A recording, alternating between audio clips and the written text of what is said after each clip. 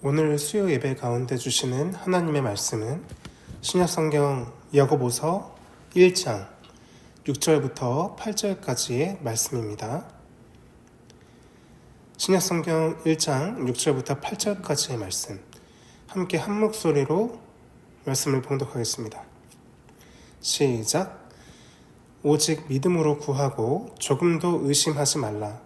의심하는 자는 마치 바람에 밀려 요동하는 바다 물결 같으니 이런 사람은 무엇이든지 주께 얻기를 생각하지 말라. 두 마음을 품어 모든 일에 정함이 없는 자로다. 아멘. 주신 본문 말씀을 가지고 믿음으로 구하라 라는 제목으로 말씀을 나누겠습니다. 야고보서의 서두는 앞절의 단어 중 한 단어를 그 다음 구절에서 받아서 주제를 풀어가는 식으로 단어 읽기 게임처럼 진행이 된다라는 말씀을 지난 시간에 드렸었습니다. 지난번에 보았던 1장 5절 말씀에서는 너희 중에 누구든지 지혜가 부족하거든 모든 사람에게 후히 주시고 꾸짖지 아니하시는 하나님께 구하라 라고 했습니다. 오늘 본문은 이 구하라 라는 단어를 받아서 기도 내지는 간구라는 주제로 바뀌게 됩니다. 기도는 야고보서에서도 아주 중요하게 다뤄지는 주제 중 하나고, 사실 이 그리스도인의 경건을 위한 두 가지의 가치가 바로 말씀과 기도 아니겠습니까? 그만큼 기도는 중요하고 성경이 기도에 대해 말하는 것을 알아야만 우리의 기도도 그만큼 올바른 기도가 될 수 있습니다. 그러면 오늘 본문이 기도에 대해서 어떤 가르침을 주고 있는지 먼저 본문 6절 말씀을 같이 읽어보겠습니다. 시작. 오직 믿음으로 구하고 조금도 의심하지 말라. 의심하는 자는 마치 바람에 밀려 요동하는 바다 물결 같으니. 아멘. 기도할 때 기도자는 오직 믿음으로 구하고 조금도 의심하지 말라고 말합니다. 그러면 여기에서 무엇을 믿어야 하고 무엇을 의심하지 말아야 한다라는 것일까요? 조금 극단적인 예를 들어서 로또 1등에 당첨되게 해주세요 라고 기도를 한다면 로또 1등에 당첨될 것을 믿고 조금도 의심하지 말아야 한다라는 뜻일까요? 소위 번영신학, 긍정의 힘 신학, 시크릿이라는 책, 혹은 꿈꾸는 다락방 등등 그 세속적인 신앙, 그 세속적인 믿음이 지지하는 입장이 바로 이런 것입니다. 내가 원하는 것을 구체적으로 생각하고 그것을 자주 그리고 생생하게 꿈을 꿀수록 그것이 현실이 된다라는 것이죠. 이런 입장을 신앙에 접목을 시켜서 내가 누리고자 하는 복을 생생하게 꿈꾸고 믿음으로 구할수록 하나님께서 그 복을 나에게 주신다라는 것이죠. 이런 신앙의 입장에서는 기도할 때의 믿음의 대상은 내가 바라는 복이 현실로 이루어지는 그 현실을 믿는 것입니다. 복의 현실, 이것을 믿는 것이죠. 그러나 성경에서 말하는 기도할 때에 믿어야 할 대상은 내가 소원하는 그런 복 자체가 아닙니다. 그러면 무엇일까요? 바로 하나님 자체입니다. 예수님께서는 우리에게 간구, 기도에 대한 교훈을 주시면서 마태복음 17장 11절에서 이런 말씀을 우리에게 주신 바 있습니다. 너희가 악한 자라도 좋은 것으로 자식에게 줄 줄 알거든 하물며 하늘에 계신 너희 아버지께서 구하는 자에게 좋은 것으로 주시지 않겠느냐. 아멘. 우리가 기도하는 대상이신 하늘 아버지께서는 자기 자녀에게 좋은 것으로 주시는 분이심을 믿어야 한다라고 말씀하십니다. 그러니 기도에 있어서 의심하지 말고 믿어야 할 믿음의 대상은 바로 하나님이시라는 것입니다. 내가 원하는 것이 이루어지는 현실을 믿는 것이 아니라 내가 기도하는 대상이신 하나님이라는 분, 그분이 나라는 하나님의 이 자녀, 부족한 자녀이지만 그 부족한 자녀가 드리는 부족한 기도에도 성실하게 응답하시고 내가 기도하는 그 기도 제목보다 더 좋은 것으로 주실 분이라는 그 사실을 인격적으로 믿어야 한다라는 것이죠. 아까 읽었던 오늘 본문 바로 전에 등장하는 야고보서 1장 5절 말씀에서도 지혜가 부족할 때 지혜를 달라라고 하나님께 간구하라고 강권하면서 이렇게 말합니다. 모든 사람에게 후히 주시고 꾸짖지 아니하시는 하나님께 구하라. 이것은 기도할 때 우리에게 후히 주시고 꾸짖지 아니하시는 분, 그 하나님을 믿는 믿음을 가지고 간구하라라는 의미를 담고 있습니다. 우리가 간구하는 상황이 워낙 긴급하기 때문에 우리가 기도하는 이 기도 제목 자체에 집중하게 될 때가 많이 있습니다. 갑자기 무슨 사건이나 사고가 생겨서 그 문제가 긴급하게 해결되어야 할 때 기도하게 되고요. 또 돈이나 물질적인 자원이 급해져서 하나님께 도움을 요청하게 될 때, 그리고 인간의 관계 속에 문제가 생겨서 지혜나 사랑이나 용서나 자비와 같은 그런 자원들이 필요할 때 등등, 우리가 하나님께 뭔가를 달라라고 구하는 기도 제목들은 내 상황, 내 삶에 발생한 상황과 깊은 관계를 가지고 있습니다. 그래서 그 기도 제목 자체에 매여서 기도하게 되는 것이죠. 그러나 내 기도 제목보다 더 중요한 것은 내가 기도하는 대상이신 하나님이십니다. 그래서 우리가 그러한 긴급한 기도의 제목을 가지고 하나님께 기도의 자리로 나아가게 될 때 기도를 하다 보면 어느새 내가 그토록 긴급하게 여겼던 기도 제목 자체는 하나도 중요하다라는 생각이 들지 않고 그냥 하나님 자체에만 집중하게 되고 하나님의 얼굴과 하나님의 영광만 구하게 되고, 사무엘상 1장에서 한나가 기도할 때처럼 하나님과 심령이 통하는 그런 기도가 됩니다. 아마 경험해 보셨을 것입니다. 하나님께서 기도의 자리로 나아온 그 영혼에게 그 기도 제목 자체의 응답보다 더 좋은 것, 즉 성령을 주시기 때문에 우리가 기도할 때 그런 일들이 벌어지는 것입니다. 기도에 있어서 기도 제목보다 더 중요한 것이 우리 기도를 받으실 하나님이시라는 사실을 항상 기억해야 합니다. 왜냐하면 기도라는 행위는 종교적인 것이어서 반드시 기독교에서만 행해지는 것이 아니기 때문에 그렇습니다.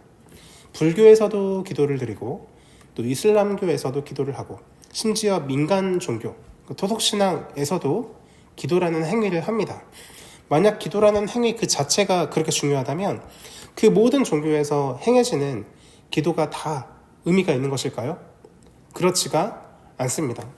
우리가 예수님을 믿는 믿음 안에 드리는 기도는 다른 종교에서 행해지는 기도와 무엇이 다를까요? 바로 기도를 드리는 대상이 다른 것입니다. 우리는 하나님께, 하늘 아버지께, 우리가 하나님께 기도할 때 후히 주시고 꾸짖지 아니하시는 그 하나님께 기도를 드리는 것입니다. 다른 종교는 다른 대상에게 기도를 드리는 거죠. 그런데 우리가 기도를 함에 있어서 우리의 기도의 대상이신 하나님께 집중하지 않고 하나님을 생각하지 않고 그저 내 기도 제목이 긴급하니까 이 기도 제목에 취해서 드리는 기도라면 그것이 다른 종교에서 드리는 기도와 무슨 차이가 있겠습니까? 오히려 자기가 원하는 기도의 제목이 이루어지기 위한 그런 간절함은 108배를 지내는 108배를 드리는 그런 불교나 토속신앙이 훨씬 더 클 수도 있을 것입니다. 우리가 기도를 받으실 하나님을 의식하려는 노력이 없이 기도할 때 그냥 기도 제목 자체에만 집중한다면 우리의 기도가 타 종교의 그것과 같은 기도로 전락할 수밖에 없을 것입니다. 그래서 야고보는 우리에게 이렇게 강하게 권면하는 것입니다. 오직 믿음으로 구하고 조금도 의심하지 말라. 하나님께서 우리를 꾸짖지 아니하시고 후히 주시고 우리가 간구하는 것보다 더 좋은 것으로 우리에게 주시려고 하시는 선하시고 은혜로우시고 긍휼이 풍성하신 분이심을 조금도 의심하지 말라. 하나님의 인격을 향한 믿음이 의심을 품지 말라라는 것입니다. 이것을 믿지 않는 의심하는 자가 하나님께 무엇을 얻을 수 있겠습니까? 그래서 본문 7절에서는 이렇게 말합니다. 이런 사람은 무엇이든지 주께 얻기를 생각하지 말라. 하나님에 대한 믿음이 아닌 인격적인 의심을 품고 나아가는 자는 하나님께 그 무엇도 얻을 수가 없습니다. 하나님께 간구할 때 꾸짖지 아니하시고 후히 주시는 그 은혜와 긍휼이 풍성하신 그 하나님께서 본문 7절에서 이런 자들에게는 조금도 주시지 않겠다. 그 무엇도 얻을 수 없다 너희들은. 이렇게 경고하시는 것입니다. 믿음이 아닌 의심으로 구하는 자들은 본문 8절에서 묘사하기를 두 마음을 품는 자들이다. 그래서 모든 일에 정함이 없는 자들이다 라고 묘사하고 있습니다.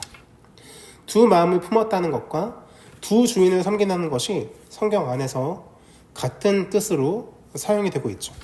내가 의지하고 섬기는 대상이 오직 하나님이 아니라 다른 대상, 돈도 조금 섬기고 사람도 좀 의지하고 이렇게 하나님과 다른 쪽으로 마음이 나뉘어져 있을 때 그는 두 마음을 품은 사람이며 두 주인을 섬기는 사람으로서 하나님을 온전히 믿는 사람이 아닌 것입니다.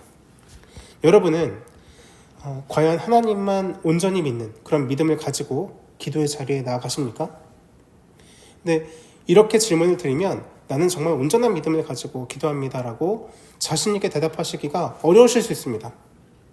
저는 두 마음을 품은 하나님을 인격적으로 신뢰하지 않는 그런 사람이 아니라 아직 내 믿음은 온전하지 않은데 잘 믿고 싶지만 아직 부족한데 라는 생각을 가지신 분들이 혹시 여기까지 말씀을 듣고 조금 이 말씀으로 혼란을 느끼실까 걱정이 됩니다. 그래서 그 성경에 나타나는 좋은 예 하나를 드려서 스스로가 아직 믿음에 있어서 온전하지 않다라고 여기시는 그러나 온전한 믿음을 소망하시는 분들께 좀 위로를 드리고 말씀을 마무리하고자 합니다. 마가복음 9장을 보면 예수님께서 변화산에서 내려오시자 일단은 사건이 벌어진 것을 알게 되었습니다. 말 못하게 귀신 들린 아들을 데리고 아버지가 이 예수님의 제자들한테 고쳐달라고 구했는데 이 제자들이 그 일을 전혀 하지 못한 것이죠. 그리고 예수님께서 변화산에서 내려오시니까 그 아버지가 예수님께 말합니다. 예수님께서 무엇을 하실 수 있거든 우리를 불쌍히 여기사 도와주옵소서. 그 말씀을 들으시고 예수님께서 그 아버지에게 말씀하시죠.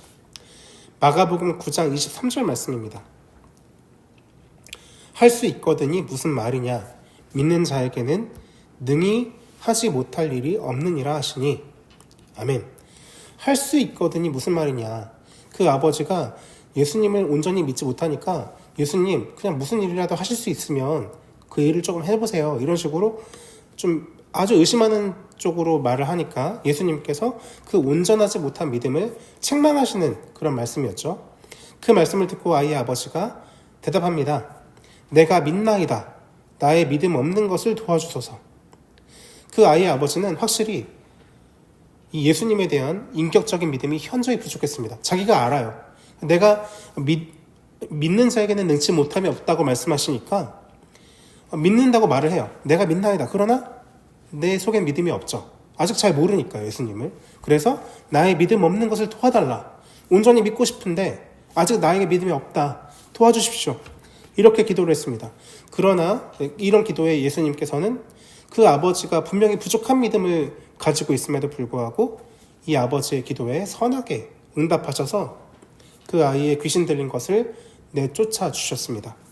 그렇게 하심으로 예수님께서는 믿음이 부족했던 그 아버지에게 믿을 수 있도록 믿음을 주신 그런 사건이 되었던 것입니다.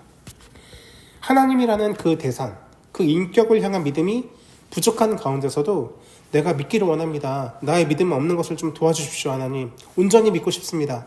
이런 고백으로 나아간다면 하나님께서는 그 사람을 꾸짖지 아니하시고 후히 주시려는 그런 선하고 은혜로우신 분, 그분이 바로 우리가 믿는 하나님이시라는 것을 성경은 잘 보여줍니다. 그런 부족한 믿음을 성경은 두 마음이라고 정죄하지 않습니다. 그러나 이 하나님이라는 인격을 의식하고 바라보려고 하지 않고 그냥 종교 행위로서 굳어진 실제로는 돈이나 물질이나 인간이나 다른 것을 의지하는 사람은 철저히 두 마음을 가진 사람으로 평가되는 것이죠. 그런 사람에게 하나님께서는 아무것도 주시지 않을 것입니다. 순전하게 하나님만 바라보려는 그 믿음을 하나님께서는 기뻐하십니다. 그것이 곧 의심하지 않는 오직 믿음의 기도라고 오늘 본문은 말씀합니다. 그러한 믿음으로 하나님께 나아가는 우리 가락 성산교회에 속한 모든 성도들이 되시기를 예수님의 이름으로 간절히 축원드립니다. 함께 기도하겠습니다. 사랑과 은혜가 풍성하신 아버지 하나님, 감사와 찬양을 올려드립니다. 오늘 이 한 주간의 가운데에 속한 수요일에 함께 모여서 하나님 앞에 예배할 수 있도록 인도하여 주심을 감사합니다. 여기까지 우리의 삶을 인도하시고 지도하신 주님, 우리의 삶에 어떠한 어려움이 있더라도 우리가 하나님만 바라보고 우리의 부족한 믿음에도 하나님만 붙들고자 하는 그런 의심하지 않는 오직 하나님을 향한 순전한 믿음의 바라봄으로 하나님 앞에 나아갈 때 하나님께서는 그 사람을 비록 온전치 못한 믿음이라 할지라도 그 사람을 꾸짖지 아니하시고 후히 주시고자 하는 우리의 기도 제목보다 더 넘치게 후히 주시고자 하는 그런 선하신 하나님이심을 우리가 믿음으로 바라보길 원합니다. 우리가 아무리 긴급한 상황 속에서 드리는 기도라 할지라도 그 기도 제목보다 더 중요한 것이 인격적인 하나님을 바라보려는 그런 순전한 마음이라는 것을 기억하게 하시고 우리 기도를 받으실 그 선하시고 온전하시고 은혜로우신 하나님을 바라보는 우리 가락 성산에 속한 모든 성도들이 되게 하여 주시옵소서. 하나님 아버지, 참 난방비도 오르고 또 앞으로는 전기세나 수도세 등 다양한 기초 생활에 필요한 요금들이 오른다고 합니다. 그렇지 않아도 작년부터 시작된 전쟁과 기후위기 등으로 인하여서 여러모로 힘들어진 상황 속에 있는 우리 성도들의 삶을 하나님께서 지켜주시길 소원하고 또한 하나님께서 하나님을 바라보고 하나님께 구하는 자들에게 후하게 또 선하게 돌보시는 역사를 우리 모두가 다 경험할 수 있도록 역사하여 주시옵소서. 우리 가락 성산 교회를 위해서 기도합니다. 담임 목사님께 성령의 은혜를 충만히 부어주셔서 이번 주 돌아오는 주일에 또 우리 교회의 미래를 놓고 비전 세미나를 인도하실 때 함께 우리 교회를 사랑하는 마음으로 우리 교회의 미래를 위해서 함께 기도하며 미래를 준비하는 모든 성도들 다 될 수 있도록 역사하여 주시옵소서. 우리 교회에 모이는 모든 모임들이 더욱더 은혜롭게 모이기에 힘쓰고 함께 사랑의 교제를 풍성히 누리는 그런 모임들 되게 하셔서 모든 목장들, 모든 또한 전도회들, 또한 우리 장로회나 안수집사회, 또 우리 각종 선한 모임들이 온전하게 이루어져서 모이기에 힘쓰고 또한 교회를 든든히 세워가는 그런 귀한 모임들, 소모임들 다 될 수 있도록 역사하여 주시옵소서. 우리 모든 성도들의 삶을 지켜주시고 우리가 하나님의 일에 전심전력으로 협력하고 함께 주께서 맡기신 귀한 사명에 헌신하는 그런 교회가 되게 하여 주시옵소서. 또한 교회가 파송한 우리 선교사님들을 기억하여 주시고 그 교회 각 선교지 안에서 하나님께서 이루어 주실 모든 선한 일들을 바라보며 함께 기도와 물질로 동역하는 우리 교회가 되게 하여 주시옵소서. 남은 한 주를 살아가는 모든 성도들의 삶을 주관하여 주시고 가정 가운데 평안함이 있게 하시고 또 저들의 기업과 저들의 생업 모든 삶 속에 하나님의 채우심과 돌보심이 풍성하게 경험되게 하여 주시옵소서. 함께 하실 주의 이름을 찬양하오며 이 모든 말씀 우리 주 예수 그리스도의 이름으로 간절히 기도드립니다. 아멘.